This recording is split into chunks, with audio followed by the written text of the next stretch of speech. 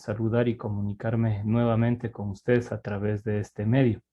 Para mí es muy grato poder continuar apoyando su formación académica que día a día se va fortaleciendo. Pues bien, en esta semana tenemos lo que es en derecho administrativo, varias actividades que debemos de tener muy presente. Primero me voy a referir a lo que es el caso práctico número 2, que tiene que ver precisamente con la unidad 5, que corresponde a lo que es en concreto los medios de la actividad pública. Tengamos presente que el caso que ustedes van a resolver utiliza una metodología que se denomina metodología solo. Y ello implica de que el acuerdo ministerial al cual se hace referencia dentro de los parámetros de la actividad se encuentra obviamente dentro de lo que es ya la realización del caso práctico como tal. Lo importante es de que ustedes tienen que acceder porque esta metodología lo que hace es primero el hecho de que se pueda leer, de que previamente se tenga también un dominio de los contenidos académicos sobre el tema, y una vez que ustedes leen el acuerdo y haciendo uso de su intento, obviamente deberán contestar las preguntas que allí se proponen. No es algo que quizás a lo mejor sea de sorprenderse o alguna cosa novedosa, no. Muy por el contrario, es un ejercicio que a nosotros nos va a permitir este, ver cómo es nuestro dominio de contenidos y el hecho de poder aplicar estos en lo que ya es la ejecución o la realización como tal de comparar la teoría con la práctica. Es decir, vamos a llevar esos contenidos teóricos a lo que es ya la práctica, a un ejercicio real para poder identificar pues lo que se ha solicitado dentro de este caso práctico 2.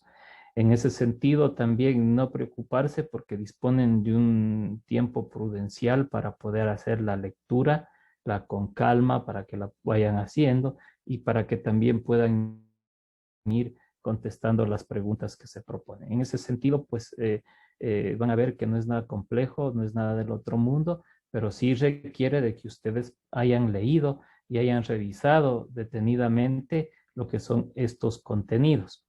Tenemos ya en la semana 6 como tal lo que es nuestra unidad 5. Vamos a retomar nuevamente el tema de la administración pública y esta vez nos enfocaremos en lo que ya les decía anteriormente, en los medios de la actividad pública.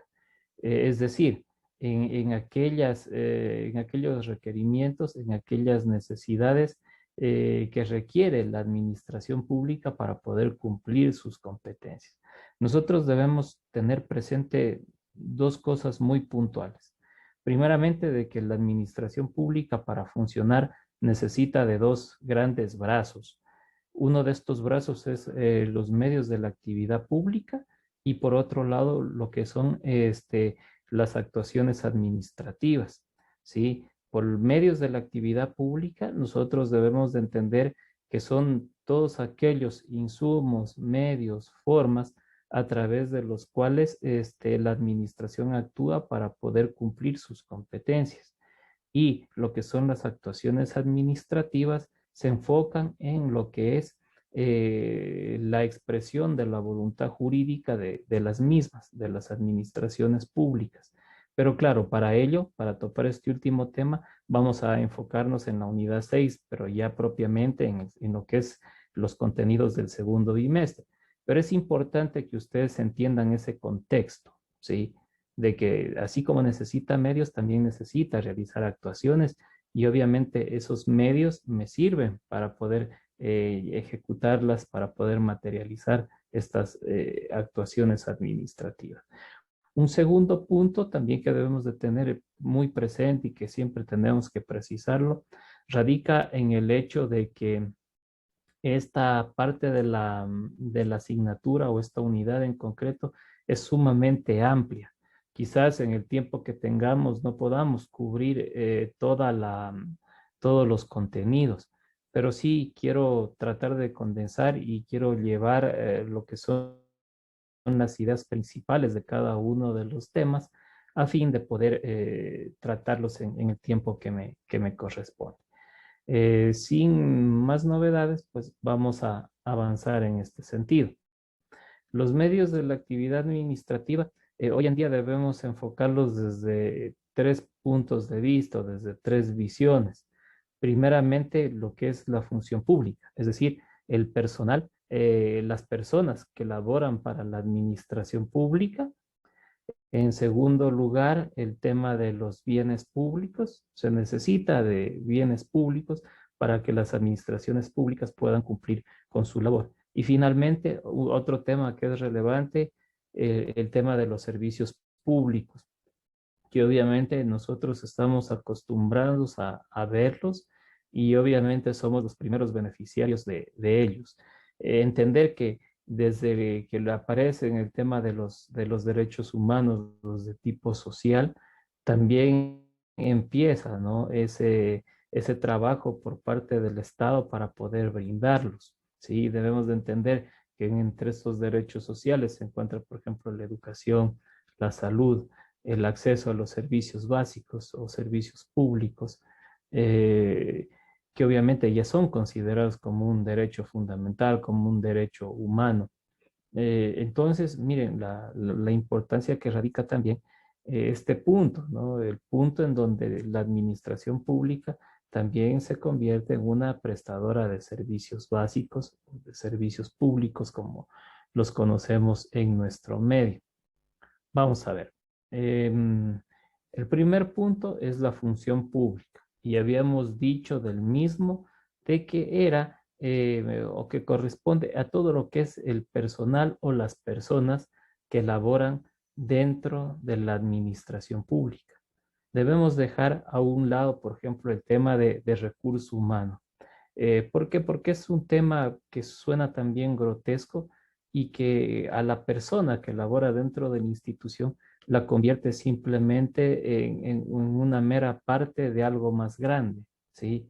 Hoy en día ya no se habla de ese recurso humano, sino más bien se habla de ese talento humano, ¿sí? Eso debemos de tenerlo muy presente y en nuestra ley orgánica de servicio público, a raíz de su expedición, obviamente, y también de la entrada en vigencia de la Constitución del 2008, todos estos términos de recursos humanos que anteriormente se manejaban desaparecieron para dar lugar a lo que es el talento humano, que considero que es un término más adecuado para tratar las capacidades o enfocado, perdón, en lo que son las capacidades que tienen las diferentes personas que laboran dentro de las instituciones públicas.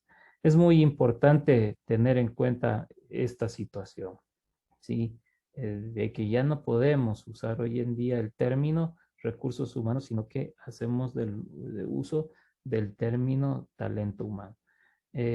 Bueno, pero debemos de tener presente que el tema del talento humano, de la función pública o empleo público, que también le llaman en otros lados, se enfoca netamente en las personas, que quizás viene a ser la parte medular de todo, de todo lo que es la administración pública, porque debemos de entender o darnos cuenta que son las personas que laboran dentro de ella la que la ponen en movimiento, la que le ponen en funcionamiento a la administración pública y en ese sentido son ellas quienes, por ejemplo, usan los bienes públicos para cumplir las competencias, para cumplir las actividades que realizan las instituciones públicas. También está dotado, por otro lado, y también poseen fondos públicos o recursos públicos que obviamente vienen dados o que están amparados en un presupuesto general del Estado. Pero entendemos o siempre tenemos que tener presente, ¿no? Que el talento humano es el punto más importante, más relevante dentro de la administración pública. Sin él, la misma no funciona, no opera, no puede llevar a cabo sus finalidades como tal. Hay diferentes visiones, ¿no? En este sentido, teóricas vamos a encontrar una infinidad de definiciones, pero tener también presente que esta es una de las ramas quizás más desconocidas dentro de nuestro medio, ¿sí? ¿Por qué lo digo? Porque siempre de la mano con esta decadencia, ¿no? De lo que es la administración pública como la vemos hoy en día, por el tema de los contratos que se suelen dar hasta 2 años, regulados por el Código del Trabajo. Vemos que hay situaciones que están mal, ¿sí? Dentro de lo que es la función pública. Si bien la función pública tiene su ley, que es la Ley Orgánica del Servicio Público, y tiene también o posee también su reglamento, pero obviamente rige para un número determinado de personas que se pueden catalogar como servidores públicos hoy en día dentro de las instituciones públicas. Vemos que el gran problema de hoy en día que atraviesa la función pública en nuestro país es de que tiene personal contratado, y ese personal contratado no es considerado como un servidor público, es catalogado como un trabajador. Su relación está regulada por el Código del Trabajo. Cuando considero que ese tipo de figuras no deberían de darse dentro de lo que es la administración pública, y deberían quedar restringidas únicamente para determinados tipos de trabajo, donde sí es necesario, por ejemplo, hacer uso de lo que es ya la fuerza física para poder realizar las actividades, y qué es lo que hace un trabajador amparado y regulado bajo el Código del Trabajo. Por otro lado, pues como no se ha reforzado el tema de los servidores públicos, entonces no se ha llamado a concursos de merecimientos y oposición, no ha habido ningún proceso de esta naturaleza. Entonces vemos cómo esta ley queda restringida o limitada para un cierto número de personas que tienen esa calidad hoy en día de servidores públicos, cuando no debería ser esa la realidad, sino que todos quienes laboran allí deben tener su respectivo nombramiento y ser catalogados como servidores públicos.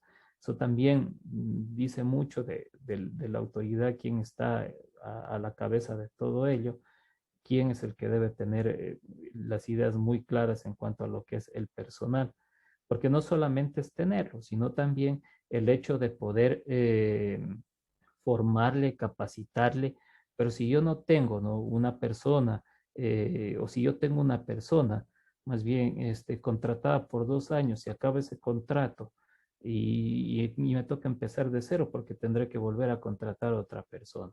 Entonces, mire, no se puede dar ese proceso, ¿verdad? De capacitación, de formar, porque solamente voy a tener esa persona 2 años, un año, 3 meses, y a lo mejor le capacito, se va con ese conocimiento, viene otra, yo tengo que emprender nuevamente en la capacitación, y eso no es viable, ¿no? No es viable. Sí vivimos una completa decadencia en este punto, y yo creo que el próximo gobierno tendrá que darle vida a esa administración pública, y también tendrá que garantizar el hecho de que todos quienes laboran en las instituciones públicas posean su correspondiente nombramiento, sean considerados como servidores públicos, porque es imperioso tener ese personal para poderlo capacitar, para permitir inclusive que haga la carrera administrativa que está permitida en lo que es en nuestra ley orgánica del servicio público,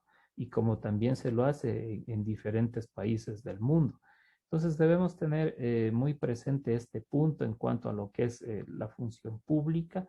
También entender que para su cumplimiento está el Ministerio de Relaciones Laborales. No solamente este ministerio conoce temas vinculados a lo que es el Código del Trabajo, sino también asuntos relacionados con lo que es la Ley Orgánica del Servicio Público.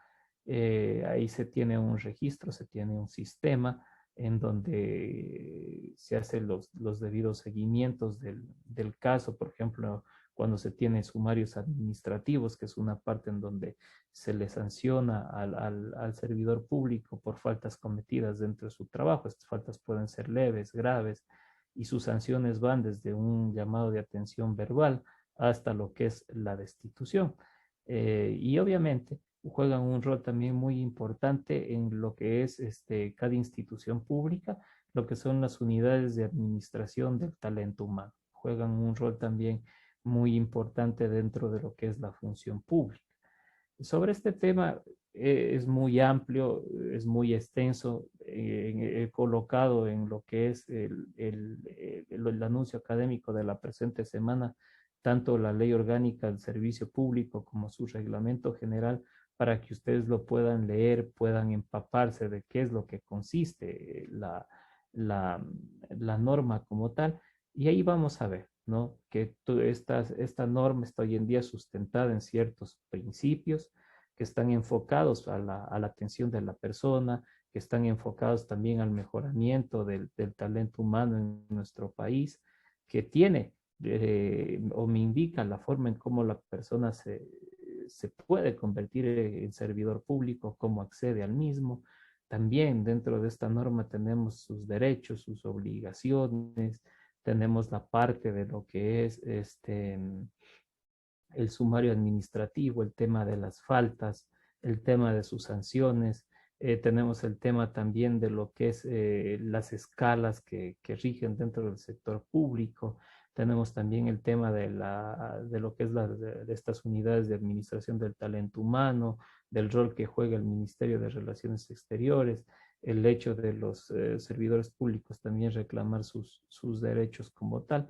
Entonces vemos que es una norma sumamente amplia y que yo les invito también a revisarla en este sentido, ¿no?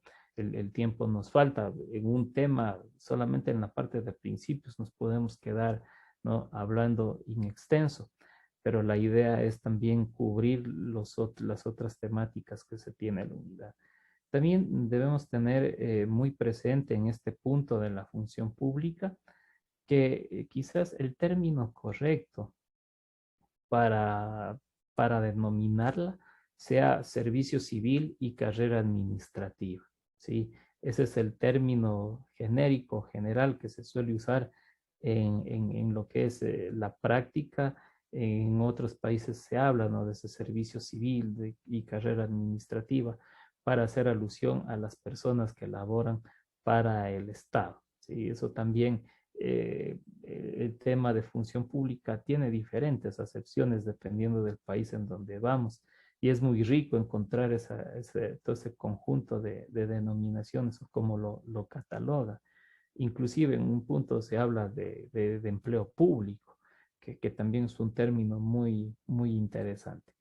Eh, También tener presente aquí el tema de lo que son eh, la clasificación de los servidores públicos. Eso sí, también debemos tenerlo muy en cuenta, ¿sí? Tener presente, por un lado, por ejemplo, que en doctrina nosotros podemos encontrar, siguiendo el criterio del profesor Herman Jaramillo, y que ustedes lo tienen en el texto básico, nos vamos a encontrar con que el profesor señala que dentro de lo que es la clasificación de los servidores públicos encontramos dignidades, encontramos autoridades, encontramos funcionarios, encontramos servidores públicos y también finalmente trabajadores. Tengamos presentes que cuando habla de dignatarios se refiere a todas aquellas autoridades elegidas democráticamente a través de lo que es el voto popular. Presidente, asambleístas, prefectos, alcaldes, juntas parroquiales, en su respectivo nivel de gobierno. Vemos también que en cambio, cuando el profesor se refiere a las autoridades, me dice que son aquellos que están en los más altos cargos de la administración pública, haciendo alusión o refiriéndose a un gobernador, a un ministro de Estado, a un secretario de Estado, etcétera. Luego viene ya lo que son servidores públicos, que son todos aquellos que laboran para el Estado, para las administraciones públicas y que obviamente poseen un nombramiento y son regulados por la ley orgánica del servicio público. Y finalmente, trabajadores u obreros quienes realizan actividades materiales, ¿sí? Porque eso también hay que tenerlo muy en cuenta, ¿sí? El obrero o el trabajador dentro de lo que es el sector público, él ejecuta comúnmente actividades materiales. Por ejemplo, un chofer por ejemplo, un trabajador del Ministerio de Obras Públicas que se dedica o que pasa todo el día en arreglo de las carreteras, por ejemplo, son ejemplos en donde tenemos regulaciones del Código del Trabajo dentro de lo que es el sector público, pero vemos que son actividades netamente materiales. Por ejemplo, la persona que brinda el tema de los servicios generales o los servicios básicos, aunque ahora podemos ver que ese tipo de servicios se contratan. Ya ni siquiera se cuenta con la figura del conserje y simplemente ya ahora se contrata servicios de limpieza y de arreglos. Entonces, eso también tenerlo presente y darnos cuenta, ¿no? Que de esta clasificación y de estas dos normas, ¿no? Tanto de la LOCEP como del Código del Trabajo, nosotros vemos que en nuestro país la legislación sobre la función pública es más bien una legislación híbrida, mixta, ¿sí? Que toma elementos propios del derecho administrativo para regular el talento humano y también toma o topa temas del derecho laboral en sus relaciones con los trabajadores. Y miren que también esto es algo muy cierto, porque en los municipios las personas que trabajan en servicios generales, arreglo de parques, de recolección de basura y otras actividades que son de tipo físico, ellos tienen dentro del municipio su asociación de trabajadores y ellos negocian cada cierto tiempo también los contratos colectivos con con los municipios o con un gobierno provincial, en fin, etcétera.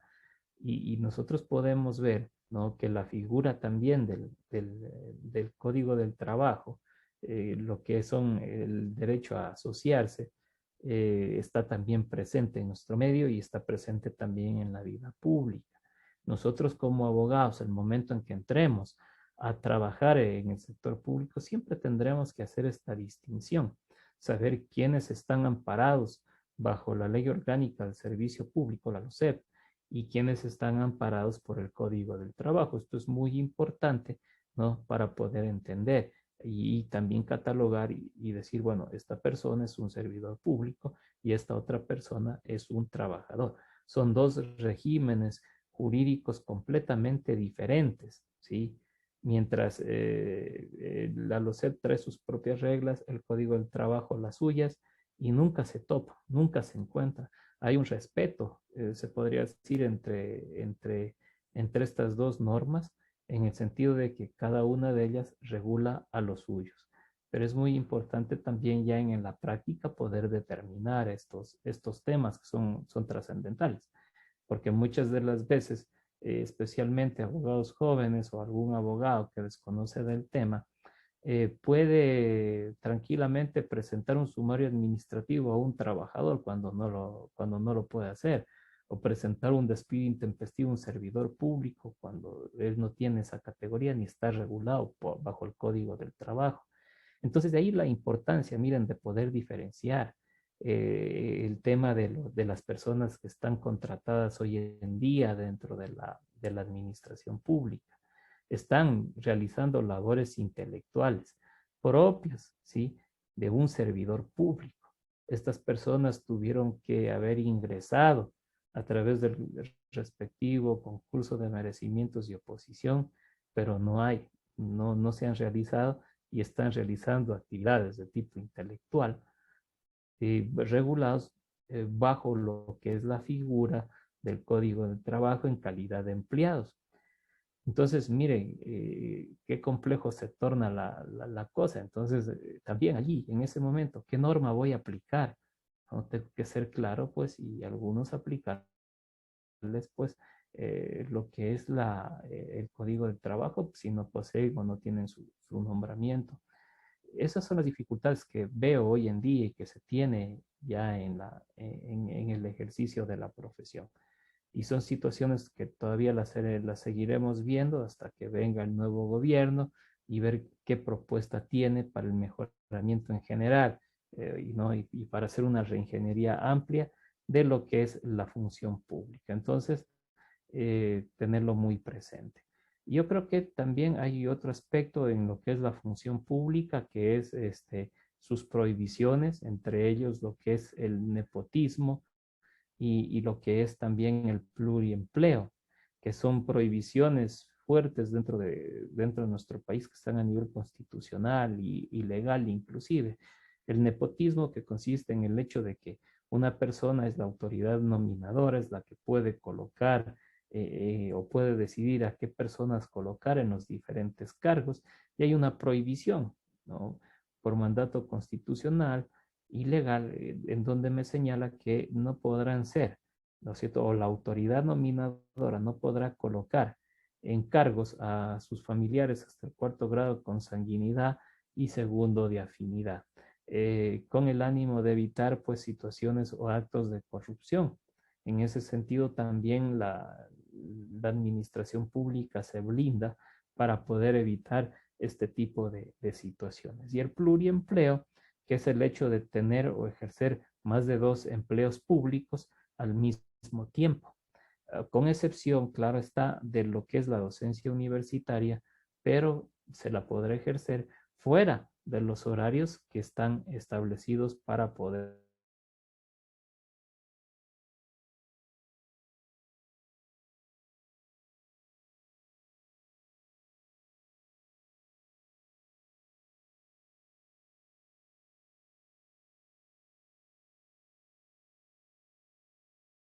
Y debemos de entender también aquí que este es otro de los temas amplios, extensos, de lo que es los contenidos de esta unidad. Bueno, aquí tenemos que tener presente de que siempre hay un debate si en cuanto a los bienes públicos, si hablamos bien de bienes públicos o si bien también hablamos de un dominio público. También, bajo qué criterio hoy en día se tiene previsto catalogar cuando un bien tiene esta naturaleza de público. Obviamente, el debate en la doctrina es muy fuerte, porque hay autores que se enfocan en lo que es el dominio público. Entonces dice que dentro del dominio público hay el Estado, las administraciones públicas como tal, ejercen una serie de potestades sobre los bienes públicos para el ánimo de lograr el interés general, el bien común, ¿no? Que son las aspiraciones bajo las cuales trabaja, ¿no? Toda administración pública, toda institución pública. Pero tengamos en cuenta, ¿no? Este término, ¿no? Conjunto de potestades, ¿no? Ahí se enfoca el tema del dominio, ¿no? No se puede hablar de propiedad, sino que más bien, siguiendo esta corriente, hablamos de un dominio, ¿sí? Lo que hace el Estado es tener un dominio, ejercer ciertas potestades sobre esos bienes con la finalidad de alcanzar el bien común. Pero debemos tener también presente de que también hablamos de otro sector de la doctrina, habla y se refiere a lo que son bienes públicos, y ellos son claros al señalar y decir que su propiedad es exclusiva del Estado y en cuanto a su uso, pues de toda la ciudadanía, siguiendo quizás ese criterio o esa perspectiva civilista que nosotros tenemos en nuestro Código Civil, que ya está también un tanto caduca en ese sentido. Pero ¿cuál es el problema que quiero también traer a colación aquí? Es de que en las diferentes leyes, en la Constitución, en normas que regulan también lo que son recursos naturales, lo que son bienes públicos y todo ello, se usa indistintamente palabras como por ejemplo dominio público, sé tema de bienes públicos, otros me hablan de propiedad, otros me hablan de patrimonio. Entonces el tema de los bienes públicos en nuestro país se empieza a abrir como un abanico realmente, con diferentes nombres, con diferentes características, y son connotaciones que es propio verlas, porque nuestro país lastimosamente no tiene una ley orgánica, llamémosle así, o una ley de patrimonio público, en la cual a lo mejor sí podamos trabajar de manera más ordenada en definir qué son bienes públicos, qué son recursos públicos, de definir qué son bienes públicos, de definir también qué es el dominio público, también enlistar o hacer una especie de clasificación de los diferentes tipos de bienes para obviamente darle forma y no tener tanta norma distribuida dentro de nuestra legislación para tratar el tema de los bienes públicos. Por ejemplo, el tema del dominio público se usa mucho en leyes que tienen que ver o que están relacionadas con recursos naturales y a los cuales obviamente el Estado ejerce su control, su regulación y obviamente ejerce estas potestades. Hay otras leyes en donde hablamos, por ejemplo, sobre el tema de los bienes públicos, por ejemplo, el Código Civil, que ya es obviamente también hora de reformarlo y más bien que el Código Civil se quede con el tema de los bienes que tienen que regularse, pero de una forma privada y dejar o dar paso ya a que los bienes públicos sean regulados a través de normas de derecho administrativo. Pero, por ejemplo, en el caso de los bienes públicos en nuestro país, tenemos un reglamento general de bienes del sector público para su uso, administración, en ese sentido. Y es un reglamento que está expedido por la Contraloría General del Estado, quien es la que se encarga de controlar el tema de los recursos y de los bienes públicos. Miren que aparece aquí también otra palabra, que son recursos, para referirse a lo que son dineros, bonos, acciones, que obviamente se manejan desde la perspectiva o desde el plano económico. Entonces, bien, nosotros nos encontramos frente a un sinnúmero de leyes y me falta el término también de patrimonio. Patrimonio del Estado cuando habla, por ejemplo, en temas culturales, en temas ambientales, ¿sí? El tema de patrimonio todavía es un poco más complejo porque me implica un conjunto de bienes, no solamente naturales, pueden ser también lo natural con lo arquitectónico, con lo cultural, y ese tipo de bienes todavía son más complejos, ¿sí? Y sobre todo tener presente que estos bienes, cuando ya se mezclan inclusive con la parte cultural, ya se convierten en patrimonios intangibles. Lo que hoy nosotros estamos viendo, por ejemplo, con el caso de la catalogación de pueblos mágicos. Estos pueblos mágicos conservan cierto patrimonio, pero se conforman de diferentes o por diferentes tipos de bienes, que pueden ser naturales, que pueden ser artísticos, que pueden ser arquitectónicos, que pueden ser culturales, propios de una cultura, y Ecuador es muy rico en ello. Entonces, miren cómo ahí vamos generando el término de patrimonio, es algo una categoría que yo considero inclusive más avanzada y que es necesario estudiarla más a fondo en nuestro país. Y mire, tenemos todo este abanico, ¿no? Y tenemos desde la Constitución, donde me habla de dominios, donde me habla de bienes, donde me habla de recursos, tenemos códigos, leyes. Entonces siempre hay que ir o tener presente, ¿sí? Que en nuestro país, este, no son los criterios doctrinarios los que priman o cualquier otro criterio el que pueda primar al momento de decidir si un bien es público o no, sino que en nuestro caso, al haber tanta dispersión normativa en cuanto a los bienes públicos, nosotros tenemos que regirnos a lo que dice la ley. Es decir, vamos a entender que un bien es público cuando la ley así me lo señala. Y ese es el camino mucho más fácil frente a esta dispersión normativa que les he comentado. Entonces, esas ideas, tenerlas muy presentes. Otro aspecto también a considerar en cuanto a lo que son los bienes públicos, bueno, aquí también hay algunas diapositivas.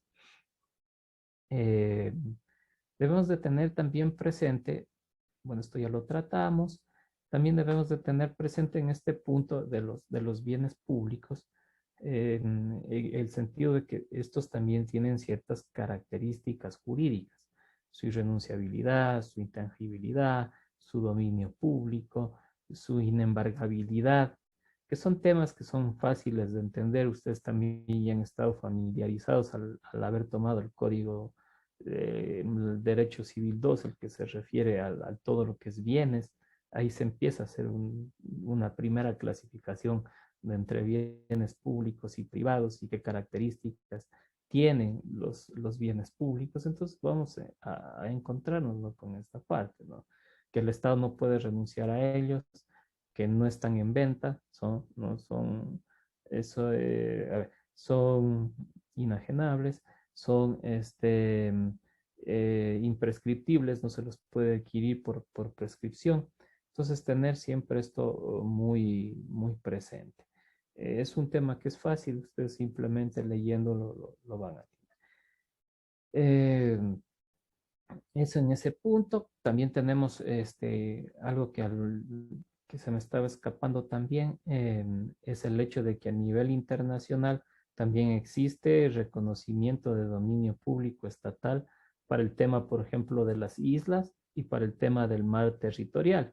En ese sentido, pues hay acuerdos, convenios, hay tratados internacionales que regulan el tema de lo que son dominios públicos en lo que es el aspecto internacional. Porque nosotros tenemos el tema de las 200 millas de mar territorial.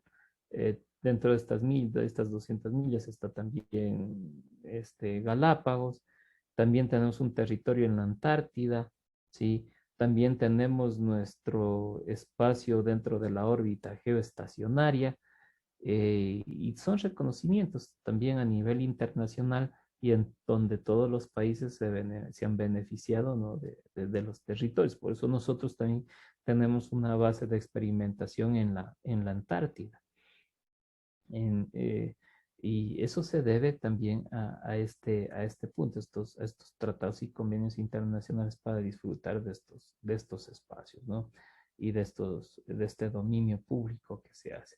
Quizás lo que no hemos utilizado es el tema de la órbita geoestacionaria, ¿no? Todavía no estamos en esa capacidad de construir satélites y obviamente tener algo propio nuestro. No tenemos el presupuesto de lo que son las potencias mundiales, que ellos sí las poseen. Pero bueno, en algún día yo creo que lo iremos a lograr, pero también entender que ahí estamos haciendo alusión a un reconocimiento de bienes públicos, de dominios públicos a nivel internacional. Lo que son un tercer y último punto, eh, es el que versa sobre lo que es servicios públicos.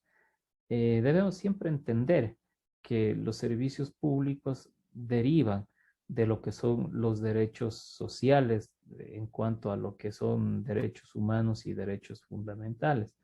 Les hablaba el tema del derecho a la salud, el derecho a la educación, el tema de la movilidad, el tema del acceso a los servicios básicos, ¿sí? Todos ellos constituyen servicios públicos. Y obviamente estos servicios básicos están encaminados a satisfacer necesidades generales, ¿no? Todo el mundo, por ejemplo, necesita luz eléctrica, necesita acceder al agua potable. El agua es la fuente de vida.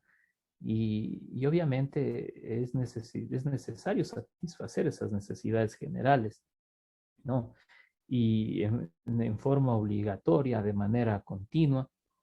Y ese es el rol que prestan los servicios públicos, y al Estado se le ha encomendado también esta labor como parte de ese contrato social que se tiene con el Estado y las personas.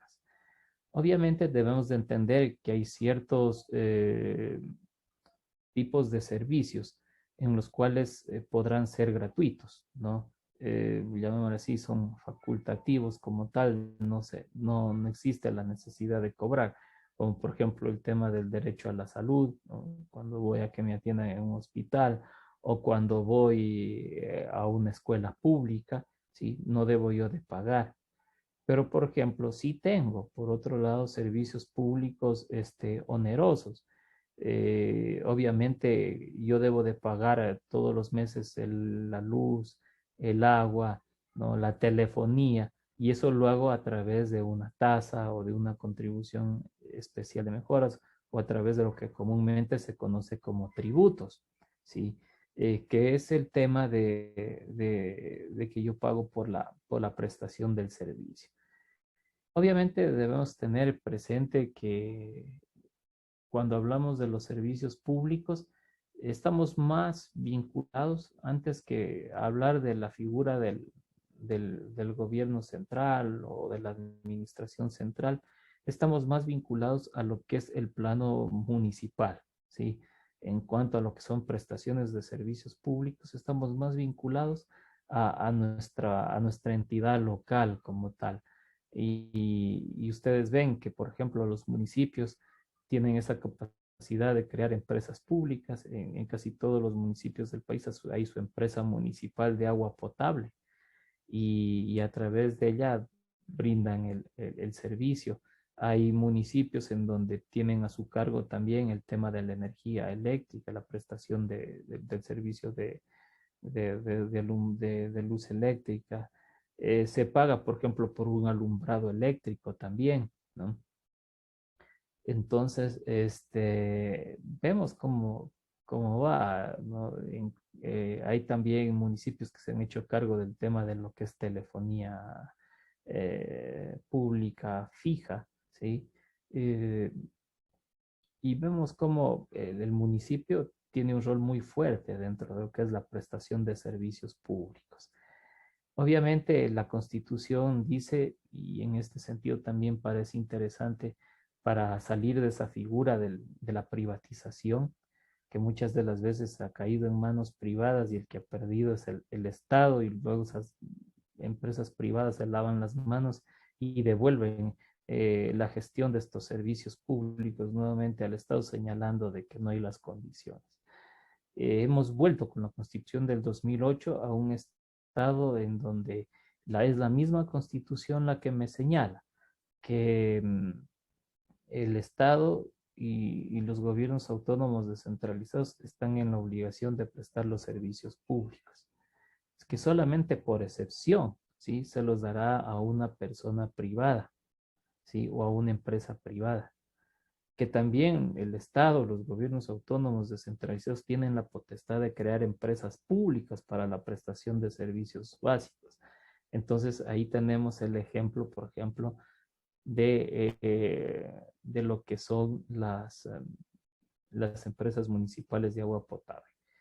Eh, y miren, solamente se deja que el particular o las empresas particulares presten servicios públicos cuando el Estado no mismo está en capacidad de poder brindar el servicio público.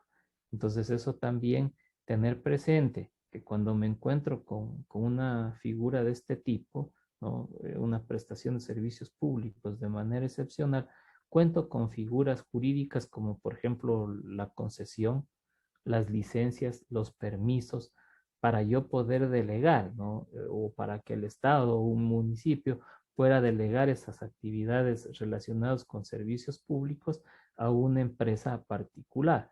Por ejemplo, Guayaquil tiene una empresa particular que se encarga de todo lo que es la recolección de basura, todo lo que es el servicio de recolección de basura. Entonces vemos allí cómo opera esa excepcionalidad. Y bueno, vamos a ver, y aquí también es interesante ver cómo también la doctrina nos señala que a nivel de formas de prestación de servicios, también hay servicios públicos nacionales, que hay también regionales, que también hay otros de tipo local. Por ejemplo, servicios públicos nacionales van a ser el tema de la salud, de la educación. Hay temas que son regionales. Por ejemplo, el tema para el campo, el tema del riego, del drenaje, que también es un servicio que se brinda. a nivel local dentro de las ciudades, los ejemplos que ya hemos visto. Entonces vemos cómo hay una gran variedad en torno a lo que son eh, la forma de prestación y quién presta el servicio, ¿no?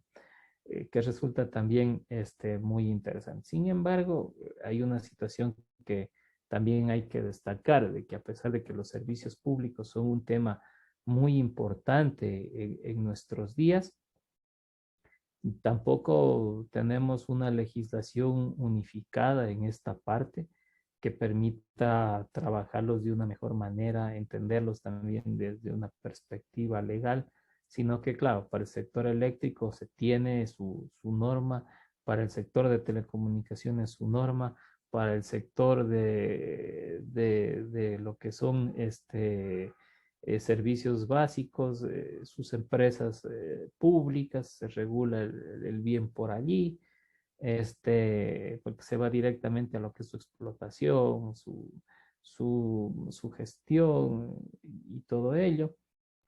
Entonces vemos de que tampoco vamos a encontrar y decir en una sola ley está todo esto, ¿no? Sino que también nos encontramos con esa dispersión de normativa en ese sentido y que es importante que ustedes también lo tengan presente, ¿no? Por eso tenemos en servicios públicos una infinidad de doctrina. Pero sí también entender que nosotros, a más de ser o como personas, lo que sea, lo que hablamos la clase anterior, relacionada con los principios y con los derechos y deberes de la persona con la administración pública. Tenemos ese derecho de acceso a los servicios públicos. Y lo que yo les comentaba en ese punto, no solamente nos une esa relación de persona-estado, sino que también tenemos el tema de que somos o cuando accedemos a un servicio básico, a un servicio público, nos estamos también convirtiendo en usuarios y consumidores de ese servicio. Y la Constitución allí también nos ampara, dándonos esa calidad y obviamente pudiendo interponer las debidas, con la capacidad de poder interponer las debidas acciones legales del caso, reclamos y todo ello, cuando tenemos una falta, ¿no? O no hay una continuidad en la prestación de los servicios y en este caso, pues acudiremos a lo que es la Ley Orgánica de Defensa del Consumidor y específicamente a la institución de la Defensoría del Pueblo para poder presentar nuestros reclamos. Eso también es muy importante porque nos empodera en nuestros derechos, podemos reclamarlo y obviamente el defensor público está allí para protegernos, para garantizar nuestros derechos como usuarios y consumidores y a exigir que los servicios públicos se brinden de la mejor manera. Este rol es muy importante también, que lo conozcan ustedes, también está en el texto básico, así es que yo creo que allí no van a tener mayor inconveniente. Entender todas estas figuras que son necesarias para comprender el tema de los derechos que nos asisten como usuarios y consumidores dentro de lo que son los servicios públicos. Bueno, yo les agradezco por su presencia. Espero contar también la próxima semana con ustedes. Sigan estudiando este tema, todavía lo pueden revisar en estas semanas que vienen, háganlo con tranquilidad. También entramos ya la siguiente semana 7 y la 8 a una preparación para la evaluación presencial del primer bimestre. Estudien, dedíquense, denle su tiempo, profundicen en cada una de estas temáticas, que como les digo es muy amplia para cada una de ellas para abordarla y estudian, revisen, cuentan con el texto básico, con la guía didáctica y en ese sentido pues yo sé que les irá muy bien porque sus contenidos son sumamente didácticos, entendibles y lo van a poder realizar sin mayor problema sus estudios. Una situación última antes de despedirme, lo que quiero señalar también es de que debido a la cantidad de estudiantes que poseo, son 700 3 estudiantes que tengo a mi cargo. Voy la semana 7 y 8, me voy a dedicar a calificar la parte de los foros. Sí, ahí les voy a rogar que me tengan un poquito de paciencia porque tengo que destinar ciertos horarios para poder ir también revisando uno por uno. Si ustedes me han de haber visto, he estado interactuando también dentro de cada uno de ellos, pero sí me va a tomar un poco de tiempo el poder leer todos sus aportes. Entonces, en este sentido, sí les voy a rogar un poco de paciencia en cuanto a lo que es la recepción de esta. Vamos a trabajar lo más pronto posible para que ustedes también la tengan, pero necesito también en esa parte de su comprensión por la cantidad de trabajos que debo leer. Eh, bueno, me despido. Espero que este resumen de esta unidad tan amplia les sea de utilidad. Puedan también con ello profundizar en cuanto a los contenidos y cualquier novedad, no duden en escribirme a la mensajería o conéctense también en los horarios de tutoría, que yo estaré allí siempre dispuesto para atenderles y conversar en cualquier duda o inquietud que ustedes tengan.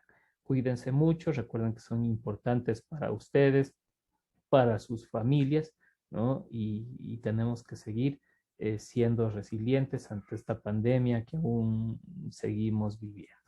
En algún momento encontraremos la luz al final del túnel que estamos viviendo y les deseo a todos ustedes lo mejor. Cuídense mucho y será hasta la próxima semana.